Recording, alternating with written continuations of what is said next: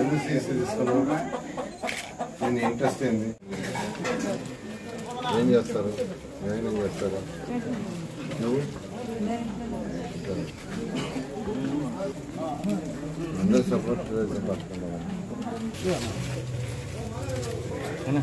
ఎక్కడ మీరు వర్క్ చేస్తున్నారు స్టాఫ్ అంటే?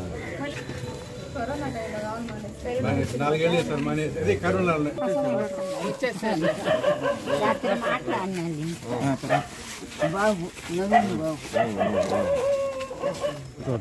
అందరూ సపోర్ట్ తెలుగుదేశం పట్టుకుంటారు. నేను చదువుకుంటున్నావు. మీరు ఇంట్లో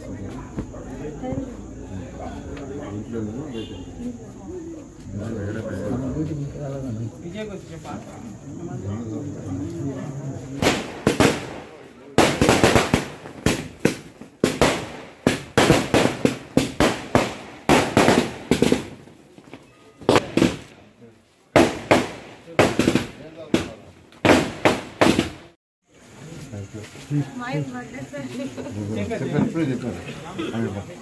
విషెస్ కూడా చెప్పేసాం.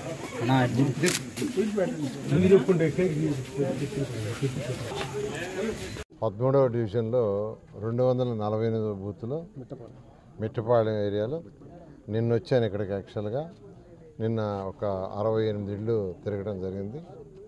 ఇవాళ బ్యాలెన్స్ 38-40 ఇళ్ళు ఉన్నాయన్నారు. వాటిని కూడా డోర్ టు డోర్ తిరగడానికి రావడం జరిగింది. అయితే ఇక్కడ వారి యొక్క ఆర్థిక పరిస్థితి ఈ యొక్క 13వ డివిజన్లో పర్టికులర్గా ఈ బూతుల్లో 247, 246, 248 ఈ మూడింటిలో ఉండే వాళ్ళ యొక్క ఆర్థిక స్థితి చాలా తక్కువ. ఇప్పుడు మన రాష్ట్రంలో ఒక్క నిమిషం మాట్లాడు. మన రాష్ట్రంలో ఆర్థిక స్థితి సగటు ఆదాయం తక్కువ ఉండే జిల్లా ఏదంటే శ్రీకాకుళం. 2014-19 ప్రకారం సగటు ఆదాయం చాలా తక్కువ ఉన్న జిల్లా ఏదంటే శ్రీకాకుళం. అందుకనే శ్రీకాకుళంలో వాళ్ళు ఎక్కువగా వలస అంటే రాష్ట్రంలోని అన్ని జిల్లాలకు వచ్చి వాళ్ళు యాక్చువల్గా ఈ యొక్క కూలీ నాలి పనులు చేస్తుంటారు.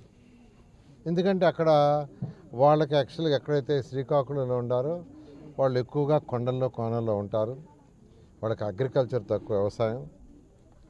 అందువల్ల యాక్చువల్గా వాళ్ళందరూ ఇక్కడికి రావడం జరిగింది. అందుకే ముఖ్యమైన నారా చంద్రబాబు నాయుడు ముఖ్యమంత్రిగా ఉన్నప్పుడు అక్కడ ఇండస్ట్రీస్ పెట్టడానికి ప్రయత్నించారు. కొన్ని చేయటం కూడా జరిగింది. ఎందుకంటే ఇండస్ట్రీస్ వస్తే వాళ్ళ యొక్క ఇన్కమ్ పెరుగుతుంది, సగటు ఆదాయం. ఆ విధంగా ఇప్పుడు నెల్లూరు సిటీ తీసుకుంటే 28 డివిజన్లు ఉంటే ఈ 28 డివిజన్లో సగటు ఆదాయం తక్కువగా ఉండేవి 54, 53. తర్వాత ఈ 13లో ప్రత్యేకంగా 246, 247, 248. ఎందుకంటే